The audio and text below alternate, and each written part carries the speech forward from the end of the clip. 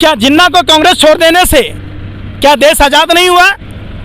ये जिन्ना और हेडगेवार दोनों ने गोरे अंग्रेजों के साथ मिलकर देश को आज़ाद नहीं होने देने की कसम खाई थी। आप ये कहकर कि गुलाम नबी आज़ाद या किसी के चले जाने से, किसी के दूसरी पार्टी बुला लेने से आंदोलनों पर कोई प्रभाव नहीं पड़ता।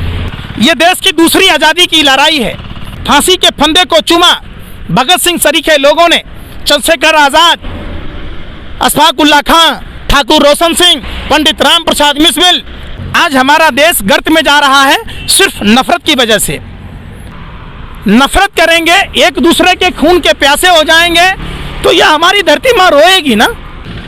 70 सालों में जो हुआ, जो विकास हुआ, उसी को तो बेच रहे हैं ना। आपने शौचालय बनाई थी, वो भी वो शौचालय जो 10 आदमी के लैट्रिन जाने से जाम हो जाए, तो आप शौचालय बेचो ना। आप रेल को क्यों बेच रहे हो, भेल को क्यों बेच रहे हो, बैंकों को क्यों दिवालिया कर रहे हो?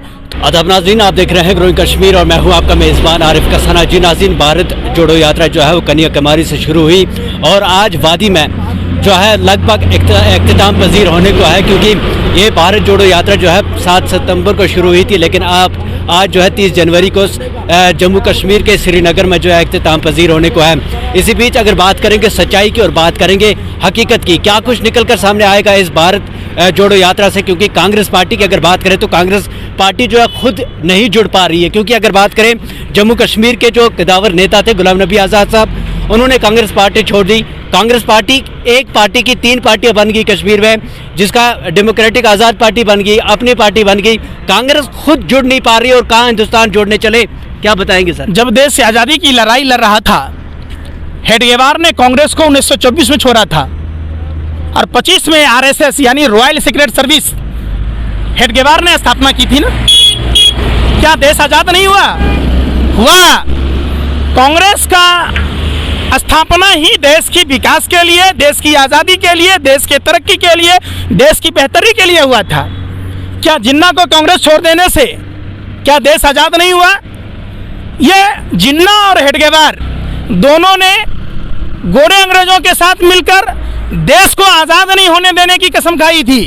उसके बदले में उनको इनाम मिलता था, पारितोषिक इनाम मिलता था, आपको भी पता है। तो आप ये कहकर कि गुलाम नबी आज़ाद या किसी के चले जाने से, किसी के दूसरी पार्टी बुला लेने से आंदोलनों पर कोई प्रभाव नहीं पड़ता। भारत जोड़ो आंदोलन है, ये देश में नफरत मिटाने का एक बहुत बड़ा आंदोलन है। ये देश की दूसरी आज़ादी की लड़ाई है, जहां हम 200 से अधिक सालों की गुलामी को पार कर हमारे देश के क्रांतिकारी योद्धाओं ने, भारत माँ के वीर सपूतों ने अपने खून से देश की आज़ादी की कहानी लिखी। फांसी के फंदे को चूमा भगत सिंह सरीखे लोगों ने, चंद्रशेखर आज़ाद, अशफाक उल्लाह खां, ठाकुर रोशन सिंह, पंडित राम प्रसाद बिस्मिल, तमाम कई लोग थे। सभी जाति, सभी धर्म के लोगों ने मिलकर देश को आज़ाद कराया। आज फिर भारत जोड़ो जो यात्रा है एक आंदोलन है और देश की दूसरी आज़ादी की है, लड़ाई है। ऐसे समय में जब हमारे देश में सब कुछ होते हुए भी आज हमारा देश गर्त में जा रहा है सिर्फ नफरत की वजह से। आपके घर में कितने भाई बहन हैं? आप 7। आप अगर आपके माता पिता किसी को ज़्यादा देखे, कम देखे, तो क्या आपको बुरा नहीं लगेगा? लगेगा या नहीं लगेगा, पूछ रहा हूँ। लगेगा। अगर आप सातों भाई आपस में मिलकर नहीं रहेंगे तो हम ये आपसे पूछना चाह रहे हैं कि आपके घर में बरकत आएगी? तो सोचो, हम सभी भारत माँ के संतान हैं, चाहे वो अग्री जाति का हो, पिछड़ी जाति का हो या दलित वर्ग से आता हो, वो हिंदू हो, मुसलमान हो, वो बौद्ध हो, जैन हो, ईसाई हो। अगर जब हम आपस में एक दूसरे के नफरत करेंगे, एक दूसरे के खून के प्यासे हो जाएंगे, तो यह हमारी धरती माँ रोएगी ना। कौन लोग हैं अपने सियासी फायदे के लिए इस तरीके की बातें कहते हैं?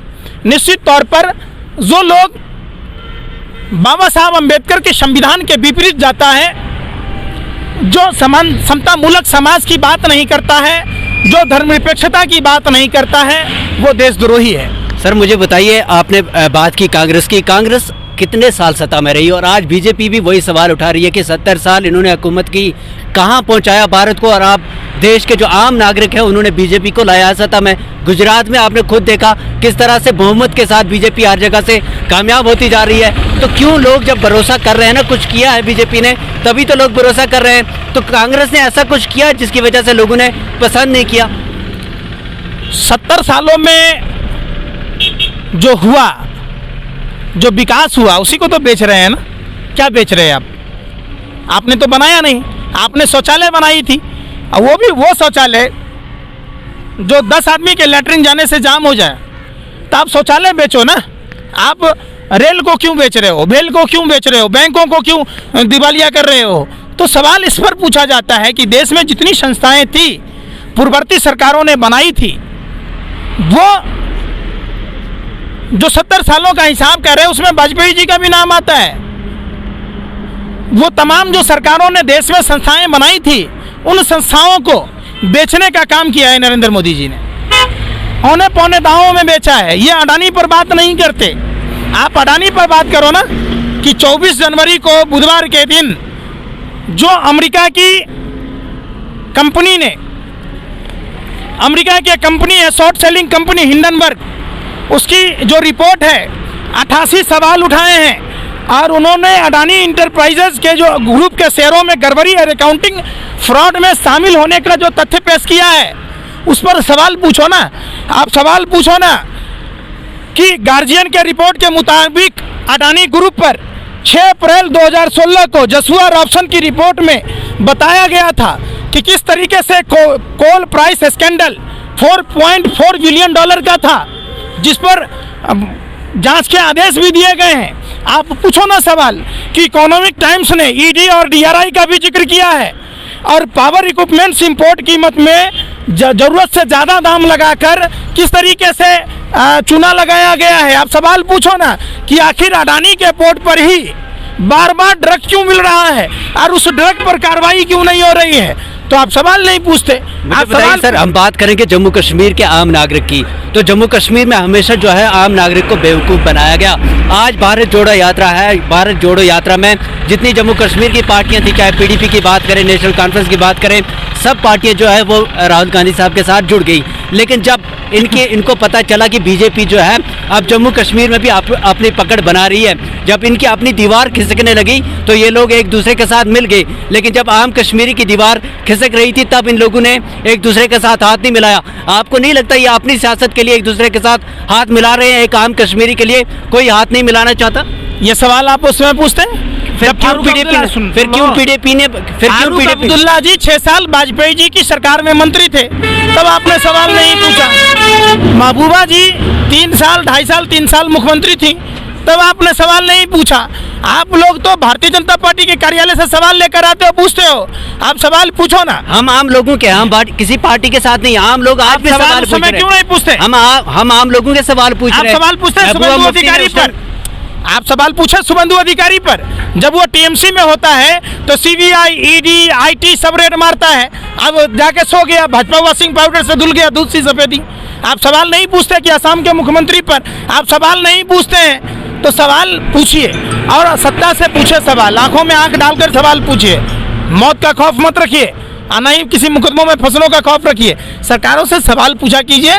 देश को इन्होंने गर्त में ढकेल दिया है, सारी बैंकों को डुबो दिया गया है, सारी संस्थाओं को बेच दिया गया है और यहाँ तक अडानी को फायदा पहुँचाने के लिए इन लोगों ने एन प्रकारेण जो फ्रॉड किया है, किसके इशारे पर? सेबी क्या कर रही थी, ईडी क्या कर रहा था, उस पर चर्चा नहीं कर रहे।